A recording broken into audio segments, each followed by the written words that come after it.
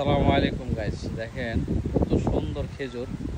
এই খেজুরগুলো কিন্তু ওই যে কেটে ফেলাইছে, তো পড়ে আছে।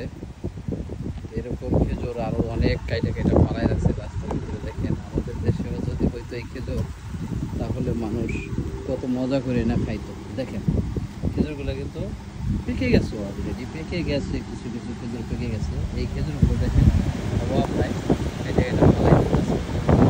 এই দেশে এই অবস্থা, খেজুরের এই দেশে মূল্য নাই, আছে কিন্তু যেগুলো লালন পালন করে গাছ, ওইগুলোর ভিতরে দেখা যাচ্ছে তারা নজর দেয়। দেখেন কত সুন্দর খেজুর গাছ।